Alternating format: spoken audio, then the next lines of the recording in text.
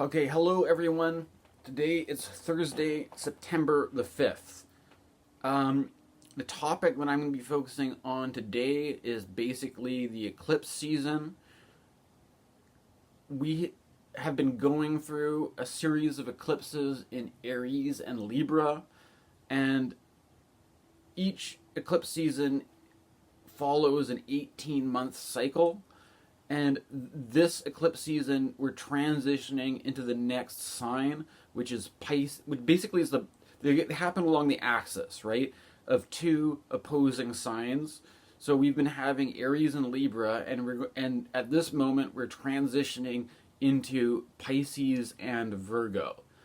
And for this reason, what's more on my mind right now is to kind of think about the Libra eclipse as the kind of closing of this 18-month cycle.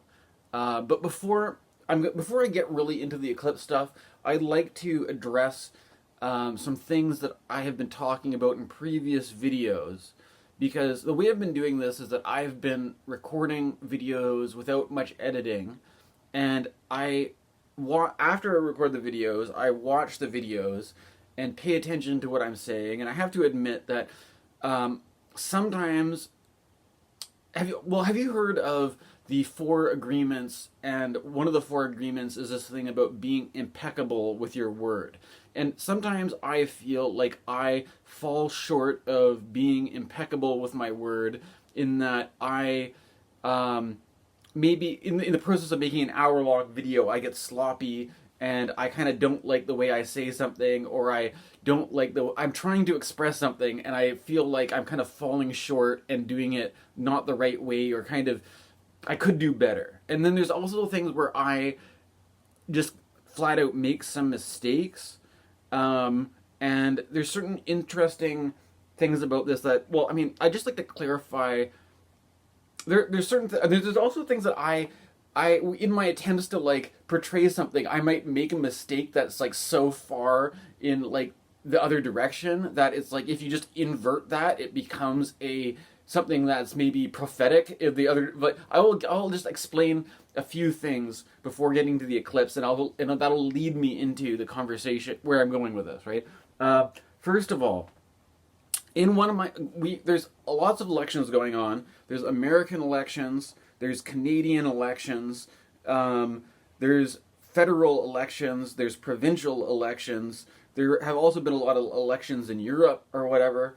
And one of the things that I would just like to clear up is that, I'm not a political pundit here, although it's interesting doing YouTube videos, because YouTube has, in contrast to doing something like being on Facebook, the Canadian government has banned Canadian news from being shared on Facebook. And so it's kind of created this situation where before I might have been using that platform more to talk about current events, but now I'm getting a lot of my news from YouTube, and I'm noticing there's more and more Canadian content creators on YouTube kind of making content for a Canadian audience. And in a way that's just, it wouldn't work the same way to do that on a different platform like Facebook, because the Canadian government has made a restriction in that way. I've got my own other reasons for not liking Facebook, but that's to zero in on certain things. There's something that I got wrong, which was that when I was talking about here we're having a provincial election in BC, and there previously, before for a long period of time, we had this party called the BC Liberals, which was the centrist party, right? But however, they were always a little bit more right wing than the federal Liberals, and to the extent that I think a lot of people, the name liberal may have just been in name only. They had Christy Clark, and then before that Gordon Campbell. And Gordon Campbell, this is going all the way back to like the Y2K era, right? So you had this one party that had a lot of power, and then prior to COVID, I can't remember what year was this? Was this I don't know. I'm not gonna. Prior to COVID, anyways, we had an election with the BC NDP and the BC Liberals in a neck and neck tight race, right? And what the deal breaker was with the BC NDP signing a coalition with the Green Party, right? And so after that, when the BC Liberals lost the election to the NDP and Green Party coalition in a very, very tight race, it was very close, right? After that, eventually the BC Liberals changed their name to BC United. Obviously went through a change of leadership because the old politicians that were the leaders of this party when they were in power retired. And then this party has subsequently imploded. And the Conservative Party, which is by categorically a little bit more right-wing than the BC Liberals, has absorbed politicians from the BC Liberals. And one of the things, I'm just correcting this because I was basically portraying this like the center, it has given out completely, and now we've just got far left versus far right, which is kind of a mistake of describing it that way, because the BC Conservatives are basically more, it's like centrist conservatives, more centrist than the Republicans in the United States. And if you look at the way, there's certain things that I touched upon, like with what you would consider to be either politically extreme or basically just outside what you could call the Overton window of what's acceptable in politics. And one of the things that you can see is that after this happened, in certain community, I'm just doing this all in memory, so you're going to have to bear with me if I can't remember the exact city this was, but there was a politician for the Conservative Party who was kicked out and replaced by one of the former members of BC United, which used to be called the BC Liberals, and the reasoning was that they didn't want to have this conservative politician running who had beliefs about 5G towers and about how, COVID was caused by 5G, or 5G is like a government conspiracy to damage all our health. It's too much, this idea that the BC Conservatives want to be a centrist, liberal conservative party in the sense that they're not going to include all the word my sister uses is wackadoos, right? The wackadoos who don't like 5G cell towers, or the wackadoos who don't believe in think vaccines are bad, or anything that's too outside the mainstream of what's accepted politically, are not going to be represented by this BC Conservative brand. And there have been accusations to the leader of the BC Conservatives of being a climate denier, but this guy seems to be trying to portray himself as a guy who believes in climate change, but wants to balance that with the interests of business and all this kind of, that kind of stuff, right? But there's basically, I just made the mistake, first of all, in describing the BC Conservatives as being far right, when really they are more center. And now that they have absorbed, not like the whole party of BC United, but they have replaced some of what they considered their weaker politicians with stronger politicians from the other party in an attempt to be able to beat the NDP. So I just wanted to clarify that, first of all, right? Now, secondly, in my last video, I read from the philosopher Friedrich Nietzsche, and a lot of what I was talking about was the connection between the understanding of the planet Pluto with Nietzsche as an example of a Plutonian character from history whose philosophy directly, you can see the Pluto archetype, the Hades underworld archetype in Nietzsche's philosophy very specifically, and that also works with the astrology based on the fact that the exact Sun-Pluto opposition, all these kinds of things, and also relating the fact of how the meaning of the planet Pluto is historically connected with problems around fascism, which is considered to be far-right political extremism. And so, first of all, just to clarify that the BC Conservatives don't seem to be fascist, that they seem to be much more centrist.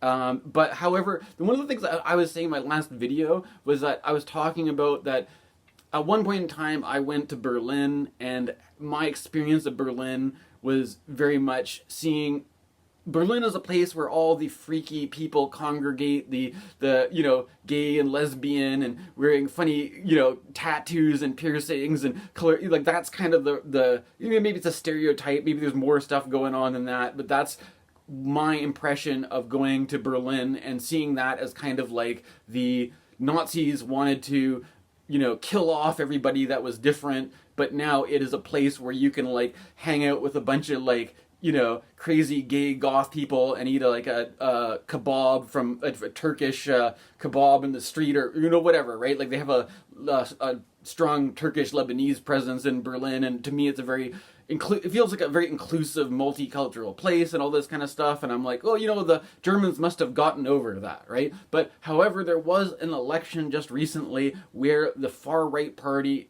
won the election for the first time since the World War II with the Nazis and all this. However, it's important to clarify that this election that the far right won in Germany was a provincial, or I guess they call it a state election. It would be the equivalent of we're having elections here at the federal level and at the provincial level, and so what I said about Berlin, and where this election took place, it could be that in rural areas, people are more likely to be right-wing or even far right-wing in more rural places. I don't know. I'm not that well-versed in the exact politics of the region in which this far-right party rose to power. But I'm just pointing out that, like, by doing these videos, I wasn't even really aware that Germany was having an election, and I just kind of started, like, in my intuitive flow going in this kind of direction, being like, I don't think that Germany would, elect far right people, and then, like, check the news the next day, like, oh dear, was I ever wrong about that? But this is a state election, not everybody in Berlin voting that way, right? So I just wanted to clarify that. And there also, okay, tying this all back into the eclipses and part of my concern, I'm not a person who supports far right stuff, who supports fascist stuff. I don't even necessarily support the conservatives. I've never voted conservative in my life, but unfortunately, I don't know if I'm gonna vote, or I have to get my ID sorted out so I can vote in this election. I'm not being a left-winger, despite the fact that everybody complains about how the leftists have some kind of like power hegemony. It always feels like an uphill battle, right? I'm not overly confident about this, but I would like to address certain patterns or trends in the current climate where I feel like there's a risk towards a kind of reactionary conservative politics, or in some instances maybe the risk of far right extremism, and mainly this is centered around things like anti-immigrant, anti-migrant sentiments. That's apparently what happened with the Germans in this recent election. The main reason why so many Germans were voting far right. And, also I would just like to, I might as well talk about it, because there's something about my last video where I was talking about feeling, whatever, like the whole party scene, right? Or there could be, it's kind of complicated because there's a lot of dynamics, like the post-COVID world and what it was like before COVID, what it was like after COVID, the connection of like, whether you see anti-vaxxers or anti-maskers as being political extremists outside the Overton window in the same way that the 5G cell phone tower people are, all this kind of stuff. And if you go to a weird rave party, you're going to get a lot of people on drugs who have wacky beliefs and all this kind of stuff. And there's this pattern of association of like people who get too far into New Age, kind of like going in this weird kind of like pseudo-fascist mystical sense, and that pattern started to break up or cause conflict within the community or the scene of people who would, put on parties or festivals. This is an issue that's been going on for a while, and I just want to address it because like one of the part of this is like with me being impeccable with my word, right? I feel like I was beating around the bush, and I wasn't really like getting really into what my kind of like my problem with wanting to have fun, wanting to go out, wanting to like, I enjoy music, I like dancing, I like, could be my own identity conflict of not knowing where I fit in, not knowing where I belong.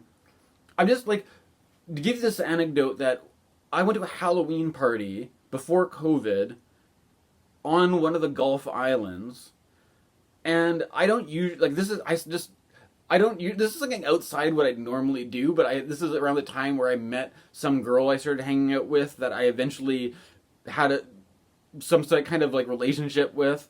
And so this was at the early stage of hanging out with this person, and she was the one who had the idea to go to this party, and I went to it. And at this party, if you have a certain taste of music and you live in in this area, you're going to end up just recognizing and seeing people you've seen at other parties. And I recognized some guy that I didn't know very well, but I thought the fact that I recognized this guy would be a pretense to at least just make conversation. And I don't remember exactly why or how the conversation veered into this particular direction, but for some reason, it ended up going quickly into some kind of political conversation, and I was somehow being defensive about like either migrant stuff or like the refugee thing, right? Being accepting of refugees and migrants. And then this guy was like, well, didn't you hear about this story in the news where like some poor innocent woman was like raped and murdered by a migrant, and I'm like, I'm going to a party to be like, to dance. I was kind of assuming there'd be like more of a kind of a spirit of like inclusivity and acceptance or something, and not just some guy having like, we need to like keep out all the refugees because they're just going to like rape and murder us. Like, I mean, I kind of started creating this sort of like tension between like, I want to like be better at socializing, and I want to like make friends, and I want to like, establish a sense of belonging. But then we start talking to people, and then this is the first thing they start saying is like, we need to keep the migrants out. And I'm like, is this really where the scene that I want to party in, right? And then, I mean, there's also this kind of thing where it's like, there's certain problems of like the music scene, like particularly also my ex-girlfriend starting to like play bands like Death in June, which is like are these guys like, I mean, that's a whole can of worms in itself, right? But like the Death in June is explicitly making weird folk music using Nazi themes to in their music, and it's like, are these guys having a joke with this, or are these guys trying to turn indie rockers into fascists, or what's the deal, right? And feeling a little bit uncomfortable, like, do I, like, I don't think I'm not going to get into that one, right? But like, when the people you're socializing with have these kinds of, I think it's also start to provoke me to read more Deleuze and Guattari, because that's one of the things that Deleuze and Guattari address is like, not being like formally a fascist, but like the problem of like microfascism, right? Where these people may not be like card carrying, Nazis or something, but when you ask them about what they think about migrants, they're basically having this thing like, we have to protect our communities from these people who are going to kill us and all this kind of stuff, right? And meanwhile, so since then, those kind of things put me off from going to these parties, and so I don't go out very much anymore. I basically stay at home with my mom, and it creates a situation where there's a lot of just staying at home and looking at the news and seeing all sorts of terrible stuff happening. And that could be, there's the idea of gang violence is nothing new. The fact that we have gangs that are racially oriented, there's stuff like that going on in the news, which my mother being a leftist, I don't know, I don't want to like tar and feather my mom here, but I'm just saying there's a certain attitude where if you are an old aging person who like stays at home and you just see like on the news a bunch of people you don't want your community to have all this violence in your community, right? Or crime in the community, right? And then, but you've got all these people that are basically stuck at home, not going out, and then even if it's just like, well, one of the things, I'm not really worried about like crime going out. I'm worried about if I go out and try to socialize, the people I socialize with, I don't want to hang out with a bunch of people that are like basically a bunch of like hippie Nazis or something like that, right? So I'm not going to go to those parties anymore. I'm just going to stay at home, watch the news about how like, oh dear, like somebody like somebody just got brutally murdered yesterday. Somebody their gang members having a gang war, in like, there's or like all these kind of things in the news, and then creating this atmosphere where we need a crackdown, we need authoritarian, and so even people who identify as being like leftists or socialists have some kind of latent, and this is what Deleuze and Guattari are saying, is that it's all well and good to advertise or to like publicly identify yourself as a progressive, as a liberal, all this kind of stuff. But when it gets down to the way people actually act, you're a bunch of scared white people watching violence on TV, getting worried about, and then, having this, we need to get the situation, and it's like, what makes you so much different than the people who are right-wing, who are anti-migrant, who are, it's an issue, right? But it is a real thing, like, you don't want to, like, and then there's another problem of this too, in that where I'm leading into all this has to do with the whole problem of identity politics, right? And the idea of me, like, admittedly, I'm a heterosexual white guy, and I'm a privileged person, and all this kind of stuff, right?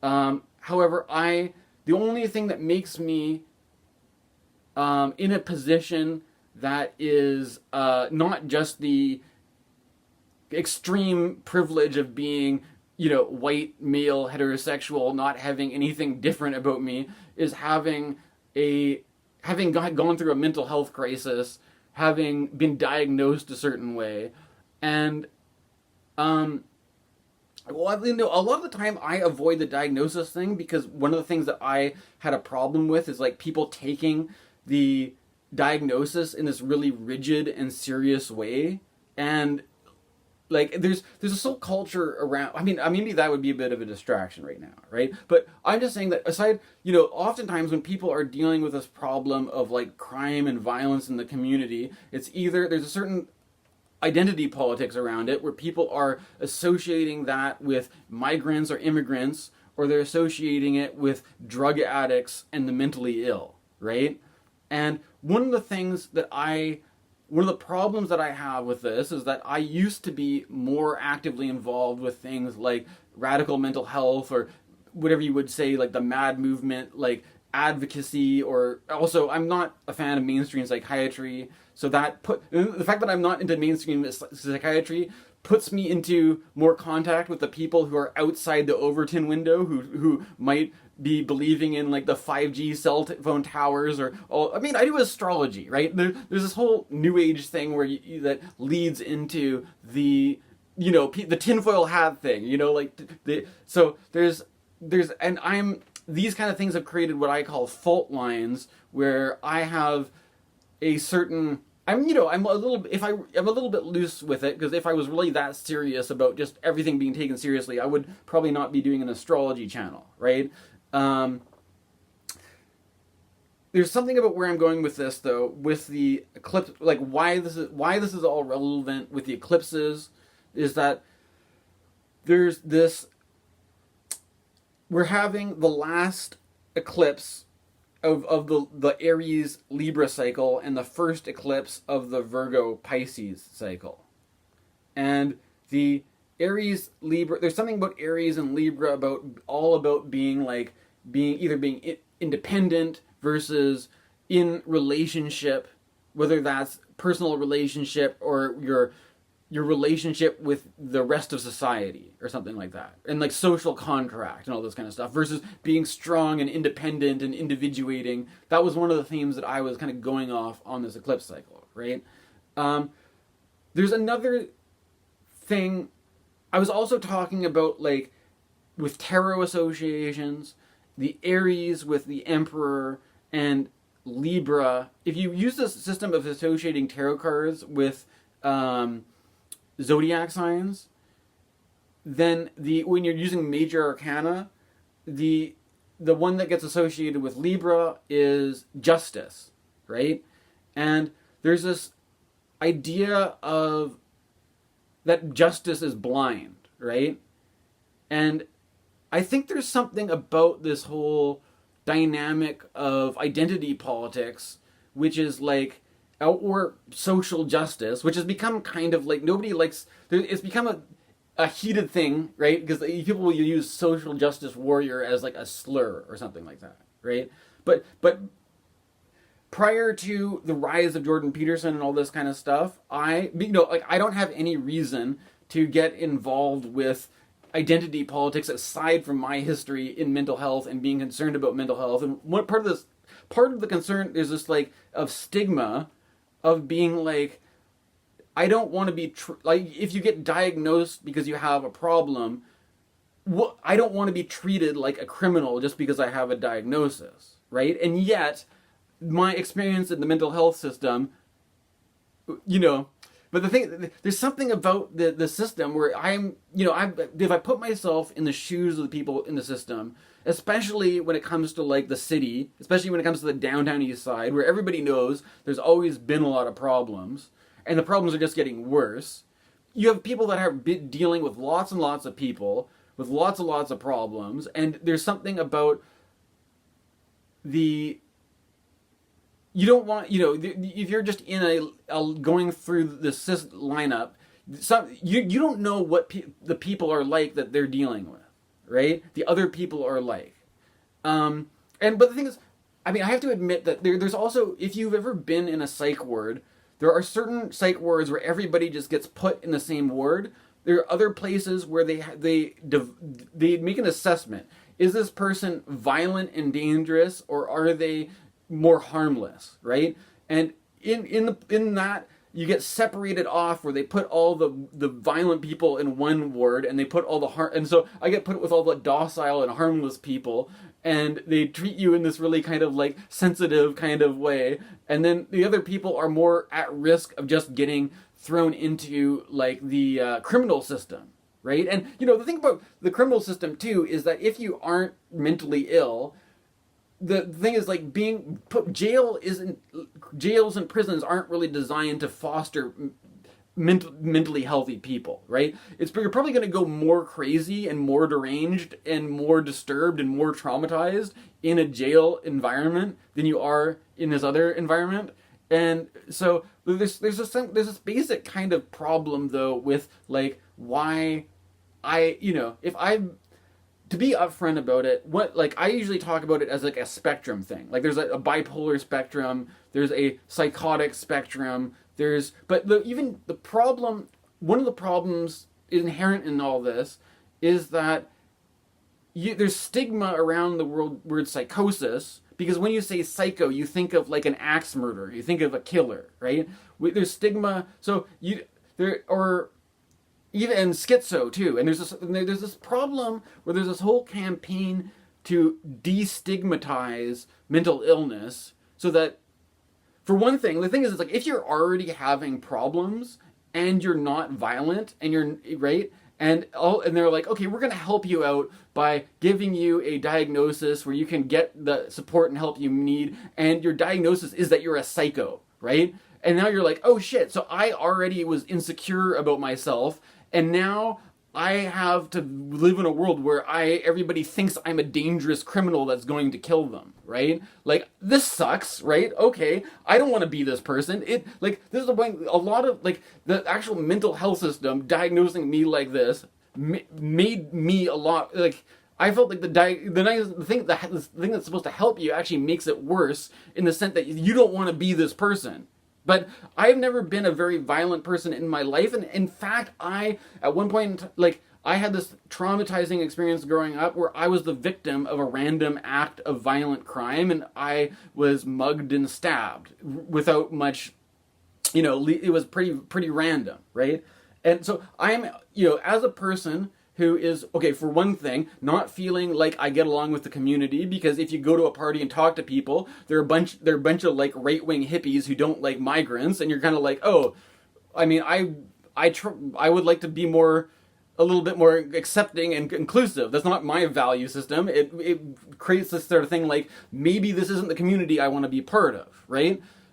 And then, so then there's that thing, and then also, then you start to see on the news all this violence and crime, and you're like, well, I don't know, maybe they have a point, right? I want to be, and then there's this other thing about, like, identity politics, where you're like, being an advocate for people who have problems, versus if I identify with that, then people are just going to think that I'm a terrible person that they need to be protected from, or you know what I'm saying? Like, there's this idea that you don't want to just get lumped into somebody, lumped in or identified as a person, that actually makes the situation a lot worse, or it can become a self-fulfilling prophecy. I often wonder if, like, if you see people that are, like,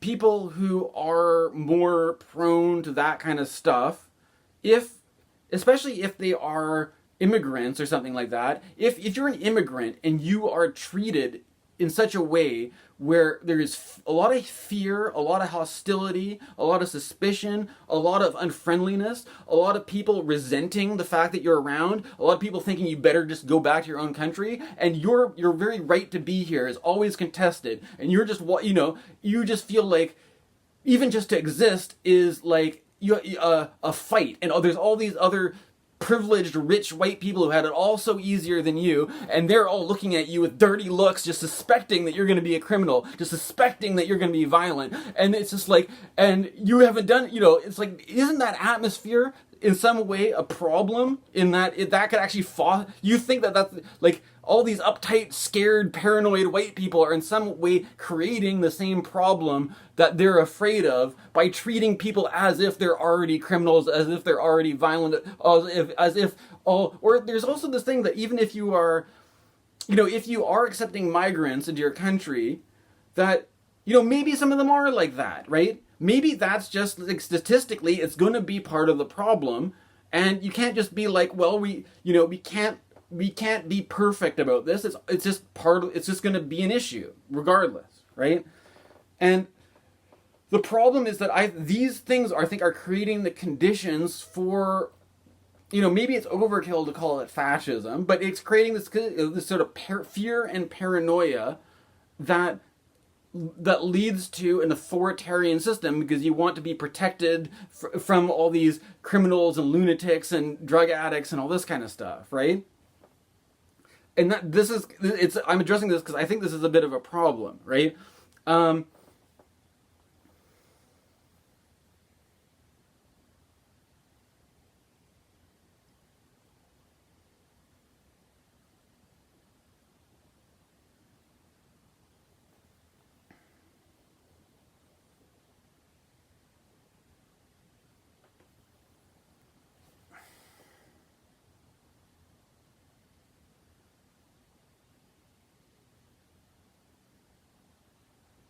So, I don't know. I'm kind of like, I had an idea of something, last time I did a reading, I read Friedrich Nietzsche. And, to mix it up, I was thinking about reading a different book from a different philosopher, with a different kind of, if you contrast, Nietzsche was a guy who is associated with, on one hand, he did have an interest in mythology. He did have, some people say he wasn't really an atheist, because a real atheist wouldn't take a problem like the death of God so seriously. If you were really just an atheist and you just didn't believe in God and you thought religion was some superstitious thing, you wouldn't spend so much time making your work dealing with the problem about how God was dead and now man had to be God. You would just be like, you wouldn't deal. So Nietzsche himself was a kind of weird religious, anti-religious guy. This is a completely different person. This time I'm gonna read from Simone Weil, who was a mystic. She died pretty young. She was a mystic and a philosopher, considered to be maybe a little bit more progressive and left-wing than what somebody like Nietzsche usually gets associated with. And I was just, this was a book that I started reading, and I had some sort of like intuition to pick it up again. And because, like I was saying, there's something about this whole issue about the eclipses, the end of this particular cycle with the eclipse in Libra, which is going to be happening on October 2nd, and the first eclipse in Pisces is going to be in September 17th. I'm going to be focusing more on this Libra idea, though. And that's basically, because I picked this up, I'm just going to read this, because there's something in this chapter that has to do, it's kind of like an aphorism, right? It's kind of like the Nietzschean aphorism, because it's shorter than a chapter. It has to do with the archetype of justice, which I think and the idea, like the blind lady justice, the fact that justice is blind, and that even the first decan of Libra is associated with Two of Swords, which is often like a woman with a blindfold on holding the two swords, right? I didn't get the card out for that one, but so this is, with that in mind, I'm going to read from this, and in respect to the things that I've been talking about, right? And like right off the bat, there's also this thing about like how Aries and Libra being like self and other, right? Me being independent versus your relation to others, and the social agreement, our social relationships, whether that's with friends or family, our community, our society. And so I'm just going to go from there, right? Others. Well, actually, the title of this is called Readings. So anyways, Readings. Others. To see each human being an image of oneself as a prison in which a prisoner dwells, surrounded by the whole universe. Electra, daughter of a powerful father yet reduced to slavery, trusting only in her brother, sees a young man who tells her of the death of this brother.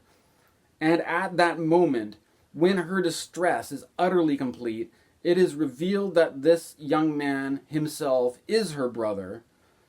They supposed him to be the gardener. We must recognize our brother in a stranger and God in the universe. Justice. To be ever ready to admit that another person is something quite different from what we read when he is there, or when we think about him. Or rather, to read in him that he is certainly something different, perhaps something completely different from what we read in him. Every being cries out silently to be read differently. We read, but also we are read by others. Interpenetrations in these readings. Forcing someone to read himself as we read him, slavery. Forcing others to read us as we read ourselves, conquest. A mechanical process. More often than not, a dialogue between deaf people. Charity and injustice can only be defined by readings, and thus no definition fits them. The miracle of the good thief was not that he thought of God, but that he recognized God in his neighbor. Peter, before the cock crew, no longer recognized God in Christ. Others are slain for the sake of false prophets in whom they mistakenly read God. Who can flatter himself that he will read aright? We can be unjust through the will to offend justice or through a wrong reading of justice. But the second is nearly always the case. What love of justice is a guarantee against a bad reading? What is the difference between the just and the unjust if all invariably act accordingly to the justice they read? Joan of Arc. Those who declaim about her today would nearly have all condemned her. Moreover, her judges did not condemn the saint, the virgin, etc., but the witch, the heretic, etc.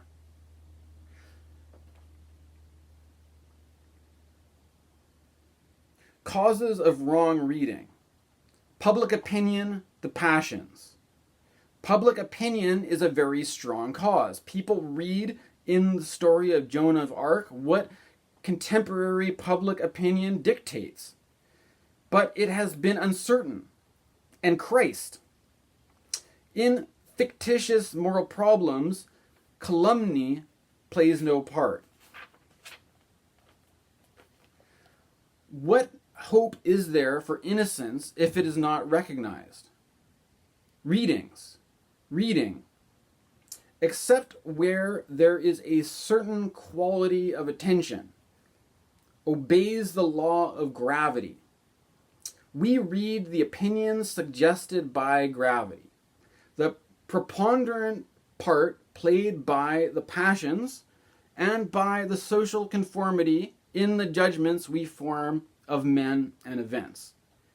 With a higher quality of attention, our reading discovers gravity itself and various systems of possible balance. Superposed readings. To read necessity behind sensation. To read order behind necessity. To read God behind order. Judge not. Christ himself does not judge. He is our judgment. Suffering innocence is the measure. Judgment, perspective. In this sense, all judgment judges him who forms it, not to judge. This is not indifference or abstention, it is transcendent judgment. The imitation of that divine judgment which is not possible for us.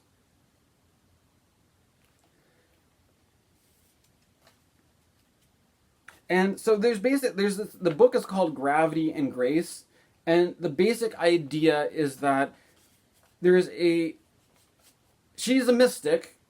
Simone Weil was a Jewish woman who converted to Christianity and was a modern Christian mystic alive during World War II, who died fairly young. And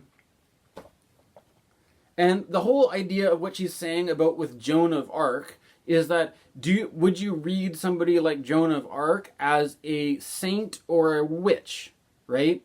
And there's this whole thing about like a witch trial, that if you burn the witch and you accept the saint as being, into the church or something like that, right? Or if you have a person who is going through a mental health crisis. Is the person going through a mental health crisis a dangerous threat to society, or somebody who needs support and aid or something like that, right? Is this somebody that we need to help, or is this somebody that we need to imprison and section off and so that they're not a risk or a danger, right?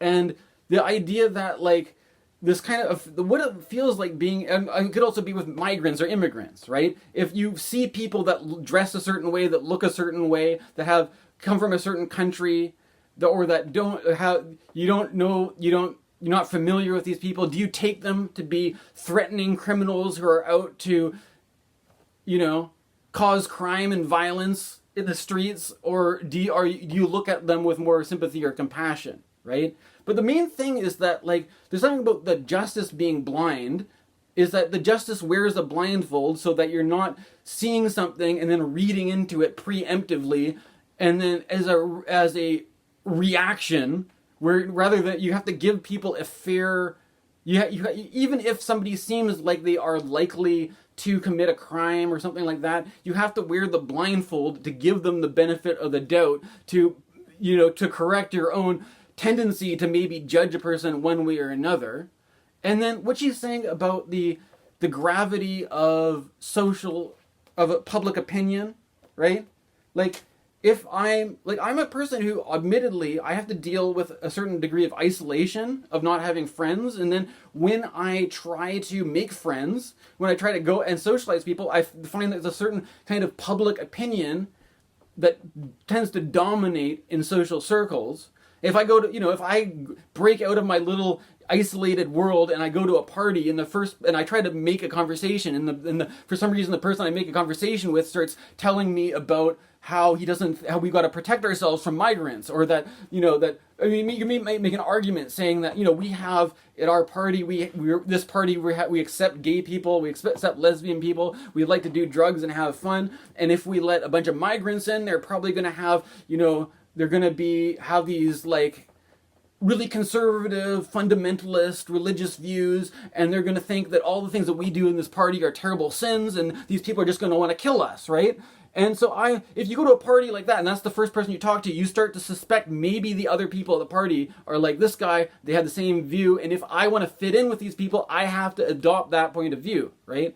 And whether or not I am at risk of being attacked by a Muslim or a mentally ill person or a migrant or anything like that, versus whether or not I want to have friends, I want to have a party, I want to fit in, right? I may just adopt the point of view just because that's what all the other people, like if you go in there and you agree, you're agreeable, if you're like, yeah, man, I'm with you, right? And then it's just easier to socialize with people. It may not have anything to do with whether it's true or not, but because your force of gravity, because we're basically we're herd animals.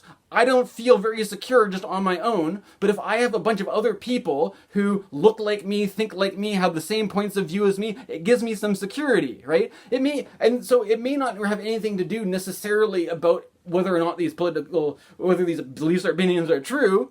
It has to do with like my own gravitational need to have a community, to have a tribe, as I don't like that word, but your vibe attracts your tribe, right? I have to admit though, I have certain conflicts with New Agers, because at one point in time, what I associated with just general spiritual New Age woo-woo stuff was a lot of people talking about raising your vibration, right? That don't give into the fear. You keep yourself at a place of love and compassion and the higher vibrations. And yet, I'm not, certain.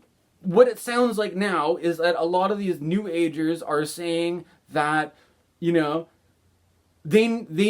afraid, right? They're basically, they're looking at the world around them as a scary, dangerous, threatening place, and that they need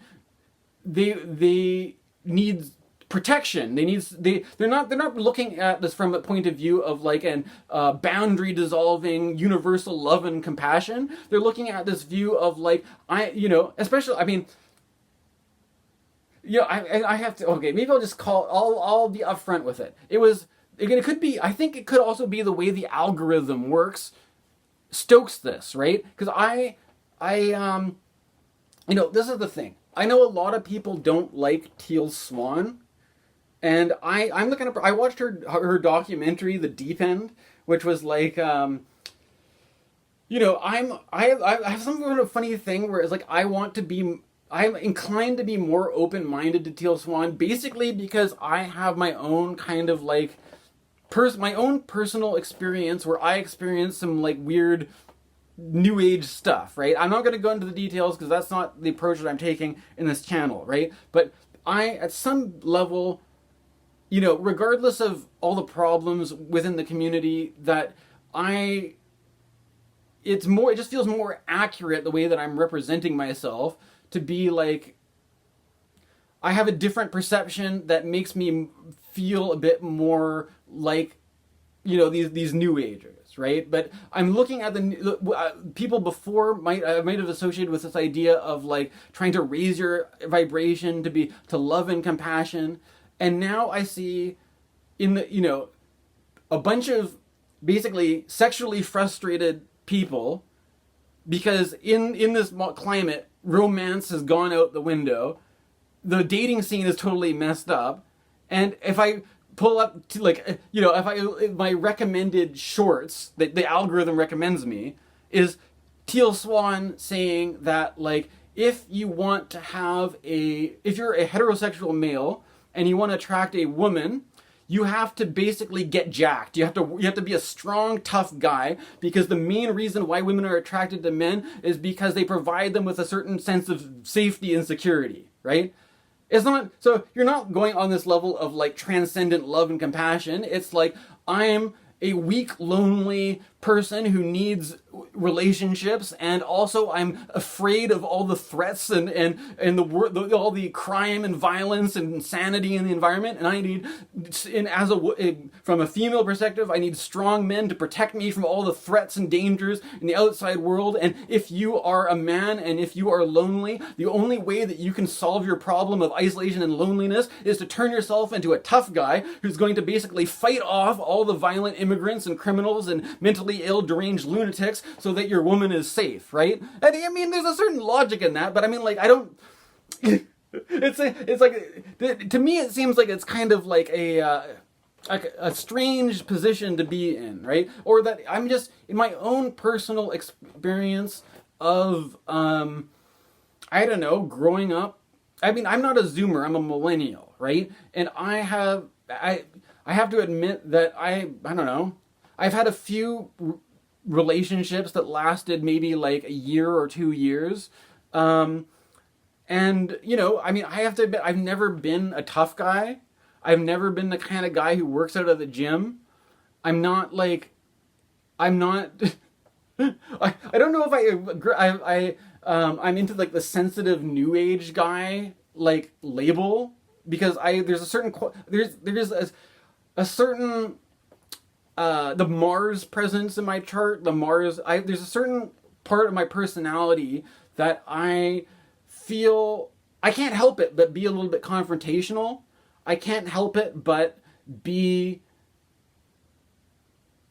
I don't know, there's a certain, like, masculine thing. I mean, I don't, like, I've been stabbed, I've been punched in the head, I've been, you walk around with a girl and some guy is jealous, right? You're walking down the street, you got your girlfriend, some other guy is jealous because he's sexually frustrated, he can't get girls, he sees you with an attractive woman, he just wants to kick your ass. And he thinks, what right does this fucking pussy have to be having a girlfriend? I just have to beat him up, right? And so but then it's also like, even without that, it's like, you've got just, this is the world that we live in now, basically, right? Where, like, if you want to, like, we have a constant media stream feeding us all these images of crime and violence and stuff like that, and then we've got our spiritual leaders saying that, yeah, there's a whole bunch of people just getting shot and mugged and stabbed in the streets, and if you want to be a person who has friends, if you want to have community, you basically have to adopt the attitude of being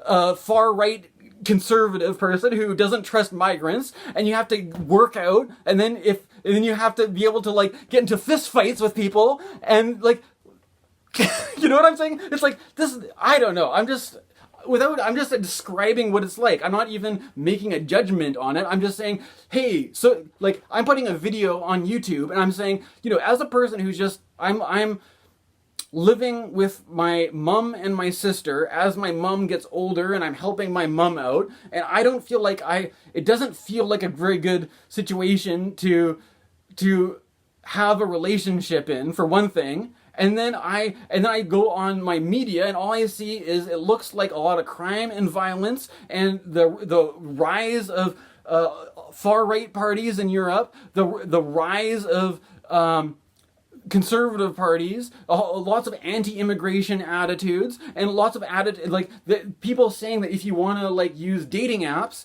like, and if you're a heterosexual male using dating apps, you don't stand a chance unless you're just some jacked guy who's going to go and I saw this, it's like, like a video on the news today about the seawall, people just riding their bikes on the seawall, and like cyclists getting into fist fights with each other, like protecting their girl, it's just like, what the fuck?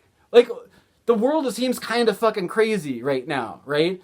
And it's like that force of gravity. Like, the main point is like with gravity and grace is that like a criticism of Teal Swan anyways is it sounds like she's talking more about gravity than grace. That's all, right? That there's some kind of the point of gravity and grace is that, I mean, you're not going to argue the forces of gravity, the forces that will we're